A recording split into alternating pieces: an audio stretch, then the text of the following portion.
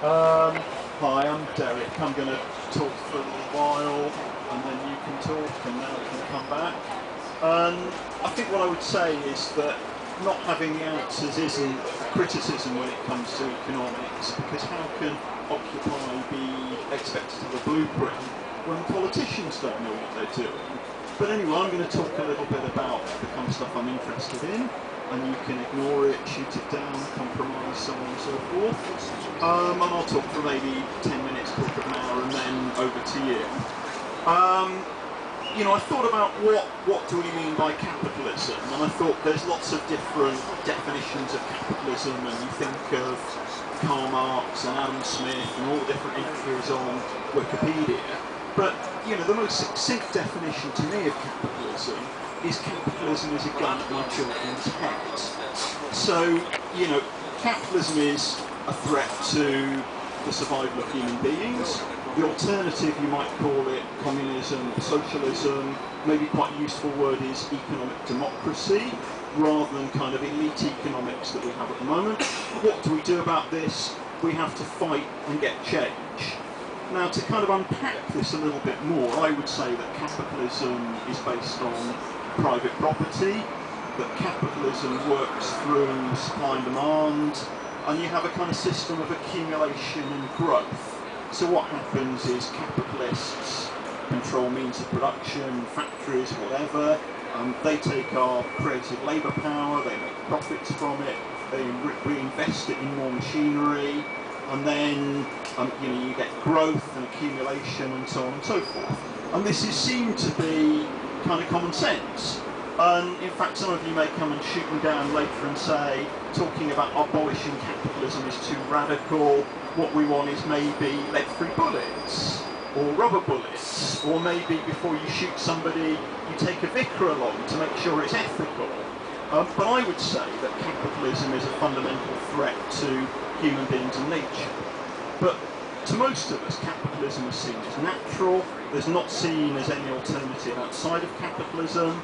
The idea is that you buy and sell goods, that creates incentives. Those who work hard make money, those who don't. And it's seen as a rational, logical system. And that what is said is the only alternative to capitalism is like a centrally planned Soviet-style economy, and that's something that doesn't work. But there are a whole series of fundamental problems with capitalism. So if you look at buying and selling in the market, nothing seems more natural than the market. But when you have buying and selling, you turn things into commodities, and then rather than being about use, they become about exchange and speculation. So you think of something as basic as the housing market. Mrs. Thatcher came along, causing the financial crisis, so in some ways maybe we should thank her, maybe she ends capitalism, but she allowed the building societies to act as banks, she allowed banks to give mortgages, she removed all of the kind of restrictions on lending from banks, and she said property owning democracy, and sold off council houses. And you might think buying and selling houses logical, but houses become a commodity, and we buy houses not simply to live in, but because we think they're going to go up in value, and then we can resell them and make more money. And when you marketize the economy, and this has been identified by people like George Soros and Joseph Stiglitz, and you think of George Soros, who is hardly at root an anti-capitalist, has made literally billions from currency speculation. He would argue when you marketize, you bring in more speculation, prices rise and rise because people think as long as prices are rising, they keep buying, and then you get unviable bubbles, and then you get the bubbles burst and you get financial collapse. So, for example, what you have at the moment is a kind of zombie economics where you've had a financial crisis which has been caused by deregulation. That's created debt, and that is being used by the condemned government, and to some extent even the Labour opposition when they were in government was doing this, to actually say, though deregulation has caused the crisis, we need to sell off more, reduce the state, speculate more. So the idea is that the kind of free market has created the financial crisis, and their solution is to privatise more, create more speculation, create more crisis and instability. Also, if you look at markets, the idea originally is markets are democratic, and you have thousands of firms in perfect competition. But there's a tendency built into markets of concentration, that firms exploit economies of scale, they produce on larger scale, they get rid of competition, and then you end up with a small number of large firms and they can rig the market. There's also a tendency with globalization, when you extend the market everywhere, to massive inequality, because individual workers and consumers have very, very little power, corporations have huge power. So what you have, you look at things like Walmart. Walmart exploits its workers and consumers and small farmers and ends up with profits of billions.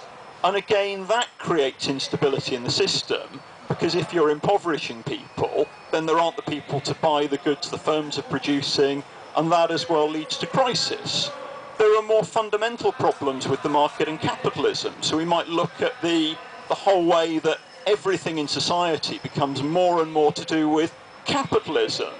So, the Egyptians built pyramids to their gods. We build everything for capitalism and the market. And you can do anything in our society as long as it produces exchange money value. So you look at the Olympics. I mean, the whole idea of Olympics is like competition and who's the best and so on. And maybe that's a kind of market-based capitalist ideology that 99.9% of us lose. But even more, if you look at the Olympics, it's not a good illustration, because it's not fundamentally about sport, it's fundamentally about Coca-Cola. So, Marx took the critique from Feuerbach of kind of fetishism, and Feuerbach said that religions are not, we kind of invent gods, forget that we've invented the gods and worship the gods. Now, I don't want to get into a debate on theology on this sort of sacred ground, but if you look at the economy, we forget that human beings create the economy, that the economy should be here to serve us, and instead we just become tools for the economy. And I haven't even yet talked about the ecological crisis. So if you look at capitalism, there's a built-in growth imperative. So you've got to compete with other firms. I want to get away from the kind of what I would call the evil bastard theory of capitalism. It's not simply you have an elite of wicked people. It's a structure, it's a system. So to survive, firms have got to grow, make profit, reinvest. So you've constantly got to grow. And what happens with this is you commodify every area of human life. Everything becomes a way of making profit. You take nature and you monopolize that and turn that into a source of value. And you cannot have infinite economic growth on a finite planet. If we look at just one thing in terms of, say, climate change, carbon, we all know about climate change, but there are dozens of ways in which our economic system is a threat to the basic life cycles on this planet.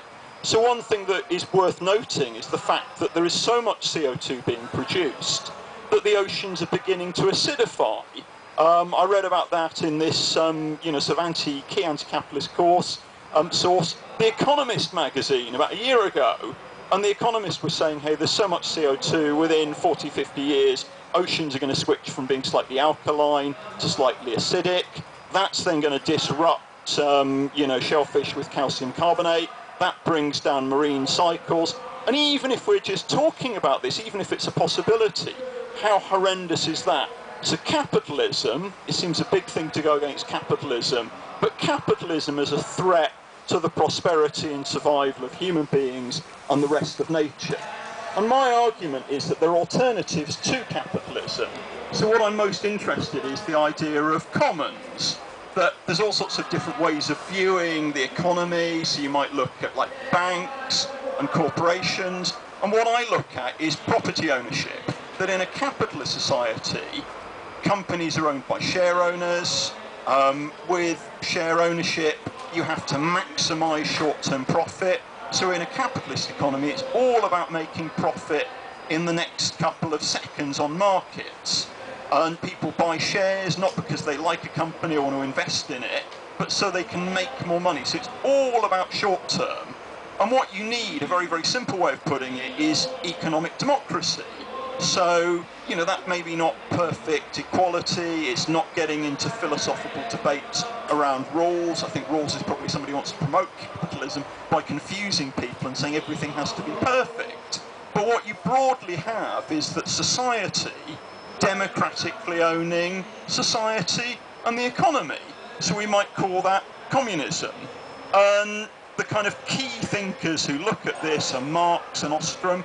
So Marx, of course, didn't talk about a central plan, didn't talk about the government making all the decisions, but he talked about the withering away of the state and commons. The first woman to win a Nobel Prize for economics, Eleanor Ostrom, won that for her work on commons. So with commons, you have democratically owned, community-owned ownership of resources and means of production. And the examples you can think of are land. So if you look at most of the rainforests, they're owned collectively. If you look at grazing rights, they've been owned collectively. At the other end, you can think of how the World Wide Web works, that Tim Berners-Lee and other people didn't say, every time you use the web, you pay me half a p. It's a commons. And there are ways of managing commons so that they work ecologically. And I think if you look at notions in the web of free and open source software, if you look at commons, and if you look at concepts of social sharing, there are ways of having prosperity without destroying your planet. So if we think of capitalism, we have to work more and more, consume more and more, produce more and more, throw more and more away. And obviously, if you're doing that, you have a massive impact on the environment. And also, what's so good about working all the time? Why can't we make goods to last longer? Why can't we have libraries for goods? Why can't we share resources? Capitalism is about artificial scarcity, because if you have sufficiency, people no longer buy things. So, if you look at the condemns, they're enemies of any form of collectivism, so one of the first things they want to shut down are libraries. So I could expand this notion of commons a lot more. It may seem utopian, but it's the idea of collective ownership rather than things being owned through shares. And the idea here is if people own land and own the resources, they will maintain those ecologically so that they have prosperity in the future. Now, what I should do is probably sum up and let you come in and shoot me down and come up with other things. But a few kind of general points. So the point is, capitalism doesn't work. You broadly want economic democracy and commons. If you want the kind of microeconomics of how this works and the case studies, look at Ostrom, who's looked at this in great detail and looked at hundreds of commons. If you want the macroeconomics of how the commons were stolen and destroyed, and of course this is a thing with the market. Markets are not natural. You have to destroy commons. So you think of enclosure in Britain, you think of how the indigenous commons in America was destroyed, and markets require violence to create markets. They're not natural. Economists talk fairy tales about the market. So to look a little bit more about how we flesh this out, we need to think about strategy. So in a certain sense, don't be utopian. You don't have to have like a blueprint for everything. You don't have to solve every problem. And utopias, though they can be liberating, they can also be more compensatory. But we spend all of our time designing a perfect world rather than trying to change it. So here, don't think you have to change everything. I read somewhere that Karl Marx fell out with Wilhelm Weitling, who was an early communist, because Wilhelm Weitling and his comrades were discussing what kind of cutlery you would have in a communist society. You don't need to discuss the cutlery. Also, lots of people say the banking system is wrong, or corporations are wrong, or you need land tax. I'm not necessarily going to criticise any of that, but don't think the system is basically sound and there is one thing you could change to clean it up.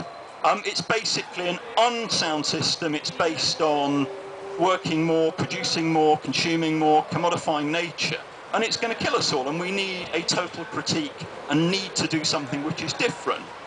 Also very, very important to talk about the time dimension. When a couple of years ago Ostrom won a politics prize, and the great thing about Ostrom is she's not Marx, she comes from like libertarian, free market point of view, and has kind of reinvented communism via Hayek. But she said an amazing thing.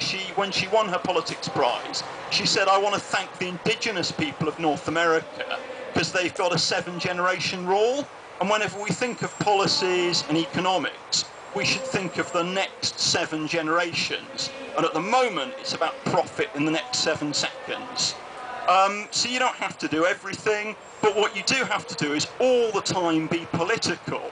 And it's not necessarily join a political party. I'm not going to say, you know, much as I love Caroline Lucas and the Green Party is great and so on, join the Green Party. But you've got all the time, think politically, think about building capacity, think about getting more space. So, for example, we know about the electricians having their pay cut. There's a big battle for Mick Dooley to become leader of the Builders Union.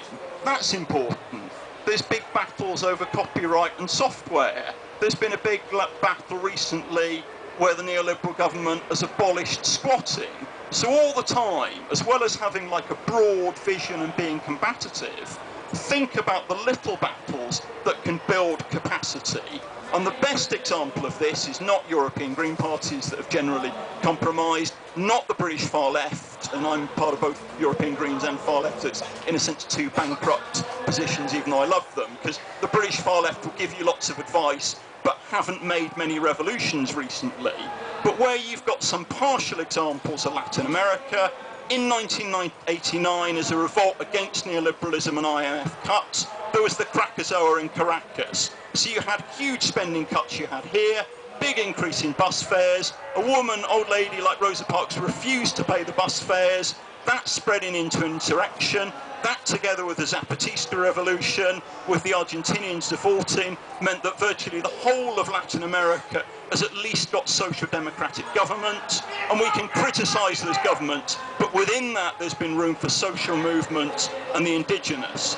And what I would like to finally say is to all of you Occupy, you might agree or disagree with my ideas, but I reflect on the words of Simón Bolívar, the liberator who liberated Latin America from Spanish rule and plotted and planned this in this very city. And he said, victory goes to those who persevere. At Occupy, you've already persevered. I salute you.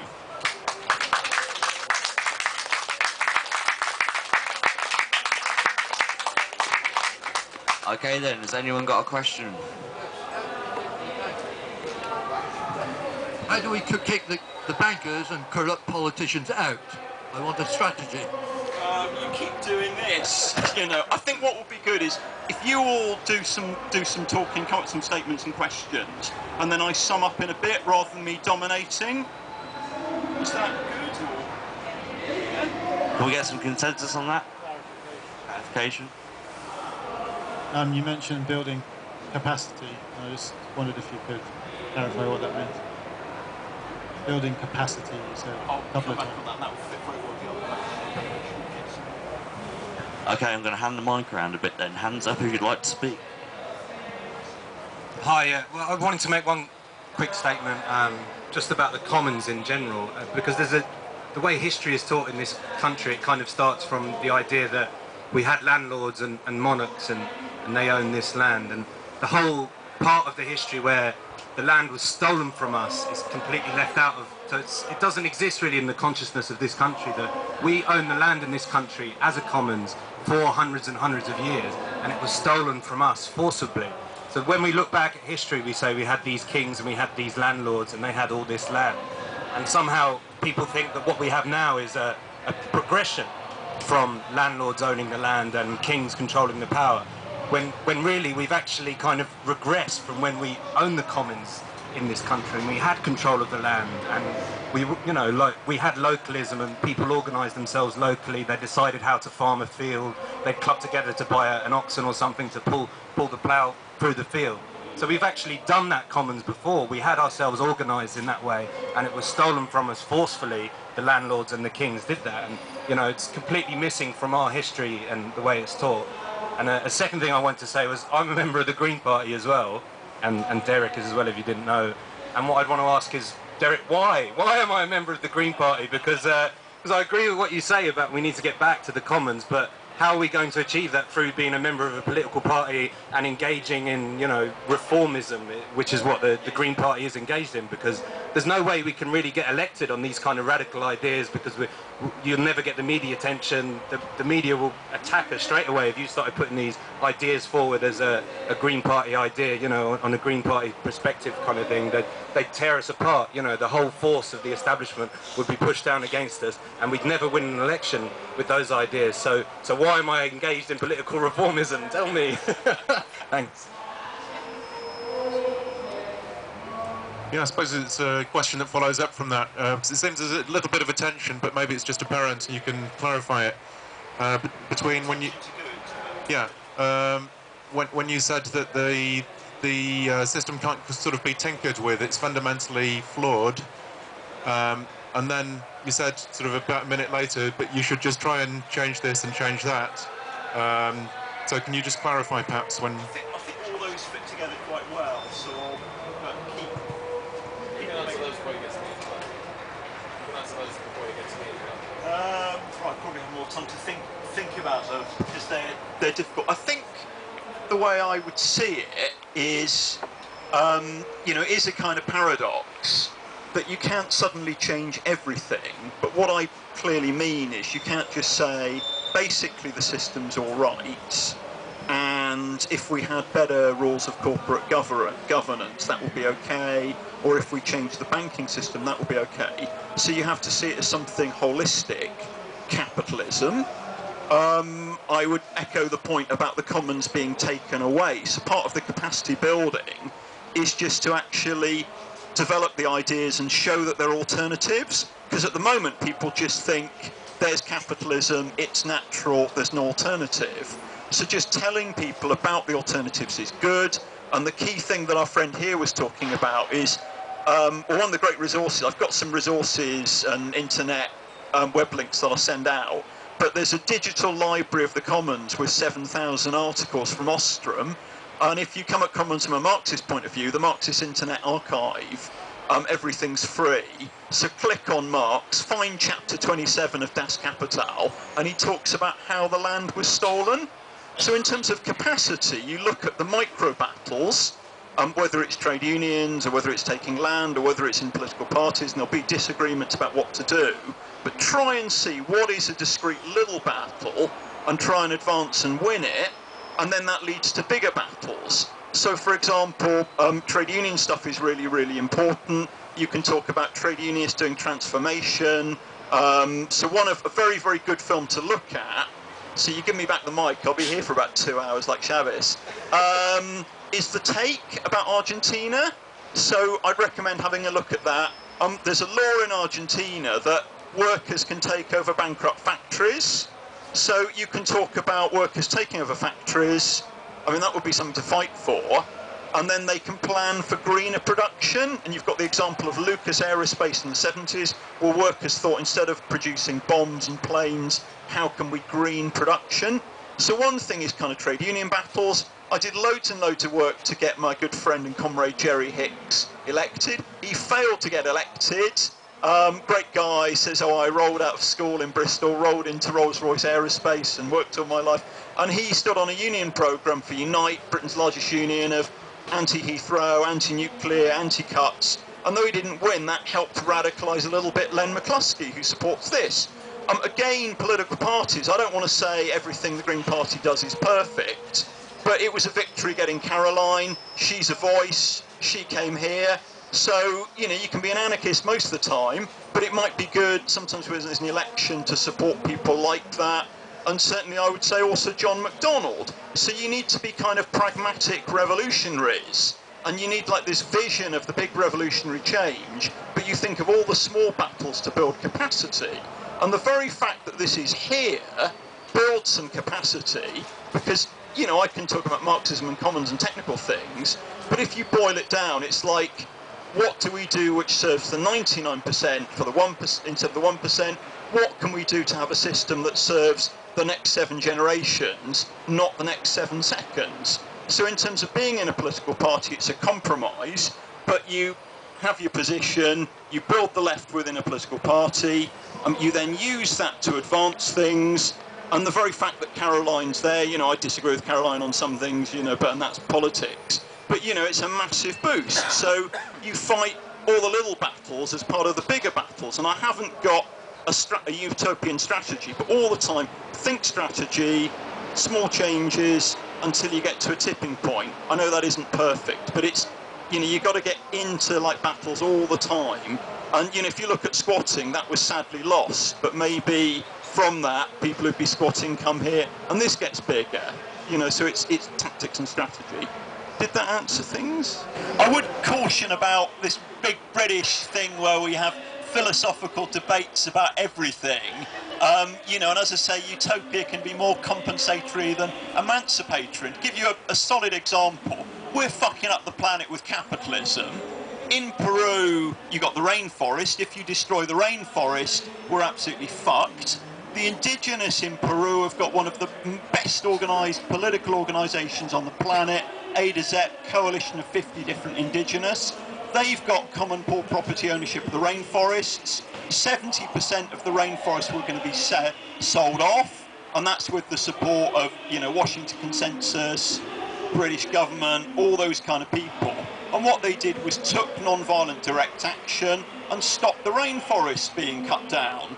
And for their pains 2 years ago, they were massacred, and some of us organised, publicised the massacre at Bagua. I confronted the Peru ambassador, and you've got to kind of look at the really, really key struggles. And they built like a social movement, in a sense, like occupation, non-violence. And then they said, we're sceptical of political parties, but they supported the left candidate. He won, he's given them more rights. You know, so it's like, think of the practical struggles. Don't think, have we got a complete philosophical alternative to everything? Now, in terms of the complete philosophical alternative and putting food on the table, you know, capitalist agriculture doesn't work because it's based on fossil fuels. And you've got a good example in Cuba when the oil was cut off when the Soviet Union collapsed, because they used to get cheap oil, that they brought in permaculture organic, that people were allowed to use land. And though there's lots of problems in Cuba, most of the fresh fruit and veg is produced permaculture organic in, you know, the cities. And if you look at Britain, this is why your broad demand is good. It's not for the 99%, it's not for everybody, it's not what works rationally. Governments are not thinking what's good for people, they're thinking what's good for the bond markets. So if we can agree on nothing else, think about that. Now, if you look at our society, the media always support the wrong things. They're always looking for a way to diss us. They will say this protest is dirty or violent, or why don't people get a job, or maybe there's some rich people who've got a job involved with it, or maybe there's some people in the middle. And they will always attack and attack and attack, because we know that if we look at the Murdoch press, they're basically evil. And what you have to, you know, I mean, they've like hacked into tens of thousands of phones. They are opposed to human beings on this planet. They just want to make money for Murdoch. They're an evil institution. So view them as a snake-like enemy who you have to tactically engage with, but don't let them set your agenda. And again, it's one of the things I like about Caroline, that what Caroline can broadly do is put some more radical views, open things up, and put them in a way which is user-friendly. So we have to think about how we engage with people, how we talk to people, not just ranting at people like I sometimes do. But you've got to view it as we're in society where you've got corporations. I mean, just the fact that you've identified there's a thing called the Corporation of London, you know, that's probably more than Green Left or the Socialist Workers' Party has done, or, you know, praise to you for doing that. But you've got to actually see that in a society, you've got a media which is capitalist, that alternatives I'm talking about today aren't even seen as alternatives. The media supports short-term destruction of everything. The institutions are essentially undemocratic. You know, you look at the way that bond markets, you know, the interest on bonds, as this man's kind of saying here, is more important than the wishes of electors. So essentially there's been a kind of coup in Greece, yeah? So just being here and talking your truth is important because it sets up alternatives. So don't view the media as people that you have to agree with, because we agree that if we look at the Murdoch and the Daily Mail and the Express, they're evil. They're against ordinary people in Britain. They haven't for years been saying, oh shit, there's not enough banking regulation, this could cost us billions and destroy society. They've been trying to whip up racism against migrants. But you've got to view them as a snake-like enemy, and you've got to think tactically about how you engage with them. So I can see why some people wouldn't say, you know, absolutist demands now. But if we're not making demands for a different society here, where are we making it? And, you know, people talk about moderation and realism. But, you know, we've got an economic system which is going to acidify the oceans within 40 years. Fuck, that's extremism, that's madness. You know, if you want something on banking, you've got Mervyn King. I mean, he's not a fucking Trotskyist. He's head of the banking system, and he said that there is moral hazard, that the banks know that if they engage in esoteric finance and hedging and derivatives, that they're so big that if any single bank collapses, it will collapse the British economy, so the government has to intervene. You know, so he said there is a structure, you know, he's like the head of the MPC, he said that the banking structure fundamentally doesn't work. You know, so like the moderates are the extremists, and you've got to put these ideas here. And you know, I would talk about commons, communism, you can talk about economic democracy. And the reason why communism is subversive and people don't like Karl Marx isn't because he was rude to his dining guests, that he was, and it isn't because of Stalin, you know, and Stalin did things which were bad, but essentially what Marx is saying is human beings, we can own society, we can have economic democracy. And again with Marx, Marx says the idea of private ownership of land, that will one day be as absurd as private ownership of individuals as slaves, and that we have to pass our property on that we respect to future generations. I'm sorry, in the rant I probably forgot some other things. What I have got is I've got some handouts, being like a teacher and a bit of a university teacher, so they've got lots of links on, so if you want to know more, this man's resistant, yeah. I don't think we can consume our way out of crisis. I think you've got to, you know, do beyond that. I think, you know, that might be part of it, but it's a very small part of it. What did I miss? I must have missed a couple of things. I don't know. Do you want to have more of a say, or?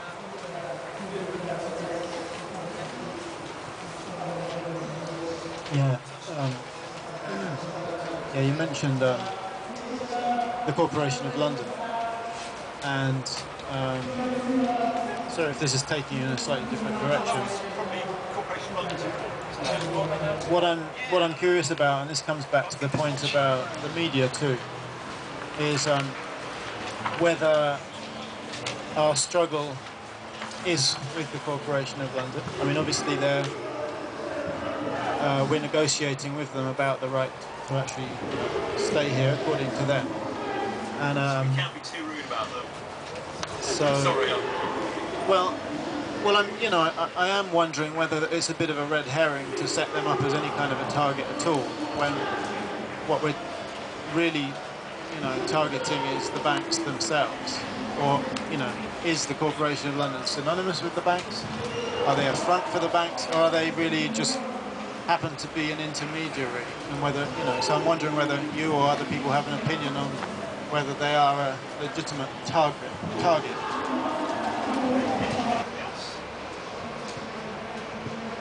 Hi, I'm from Australia. I'm feeling a little bit out of place here, but I'm going to throw devil's advocate at you. I studied economics for a few years, and another little secret I'll reveal is that my father was a politician for about 10 years. What I wanted to ask really is competition among humans, is it natural? And where I'm coming from is survival of the fittest. And further, I wanted to say, is the issue with the economy at the moment that we don't have perfect competition? And I think about OPEC as an example. Those are really, really good, interesting points. I'm going to come back in a second because I want to get into those, but I'll... Thanks. It was something related to what our friend back there said about within the context of the Green Party, say there are certain radical ideas that just, you know, wouldn't be supported because it's too outside the mainstream and things. And in my experience of Occupy here, we've all been sort of jilted slightly by the fact that whenever we open our mouths, it gets sort of criticised in the mainstream media. And it's a world we're not used to living in, or at least I'm not. And so I was just curious to get your take on the potential that Occupy has as a movement to perhaps approach some of those more radical ideas, you know, that and how that relates to, how that compares to the ordinary mainstream politics that we're familiar with, because we do find ourselves under scrutiny from the media all the time, and we see it as an issue, you know. So I'm just curious on your take on the potential that this movement has, perhaps that ordinary politics doesn't, to approach those radical ideas, because many people here have very radical ideas that you would never hear Caroline Lucas talking about or something like that. So. I'd just like to say first of all that I agree with, you know, the impetus, the general movement and all the criticisms of capitalism. Oh right, okay, up to there. Yeah, no, I agree with your principles. Generally, you know, the criticisms with capitalism and the direction you want to move. I suppose I'm slightly more on the side of tempering all the shit in capitalism with, you know, greater regulation and kind of minimising the inequality of wealth, rather than just wholesale changing, because I just can't see it happening. There's too much vested interest, although it's laudable trying.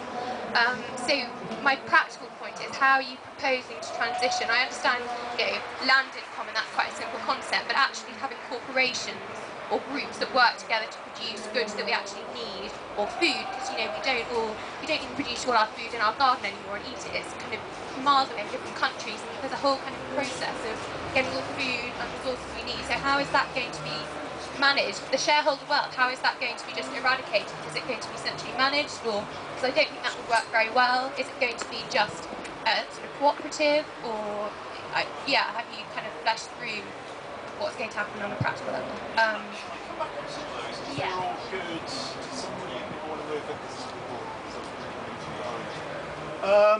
Okay, really, really good points. I mean, basically to me, it's about property rights. So it's having a structure of property rights. And normally it's assumed you just have central government planning everything, and you've got to centrally plan maybe some things like trains and post office. That doesn't lead to disaster.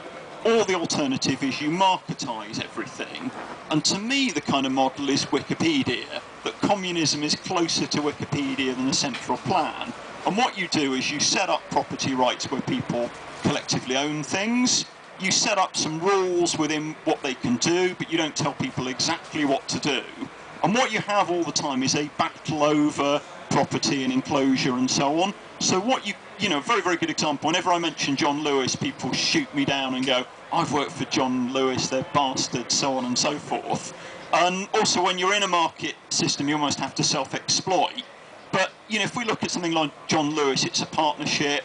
So broadly, workers in it, if it makes more money, they share it. They've got some say in decision making. So it's not, you know, super crazy radical. You know, there are ways, you know, the idea of democratic politics. I mean, I know we still haven't quite got it yet. Just an interjection. How's the hierarchy going to work? It's a complete democracy. Isn't there a reason why we choose a kind of elect to determine more?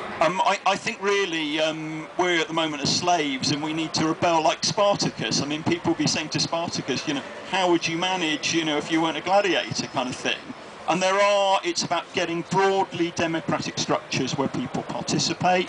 So in terms of the practice, you know, if a firm goes bankrupt, maybe the workers could take it over and mutualise it. Maybe major firms, governments could take over and mutualise. Maybe the battle's about the internet, that we actually keep the internet free and common pool. Maybe if we look at ecology, it's about preserving the rainforests, and instead of actually destroying the commons that exist there and privatising, we keep them in that way. So to me, it's about kind of politics of class struggle, and you have enclosure of things, and you fight the enclosure.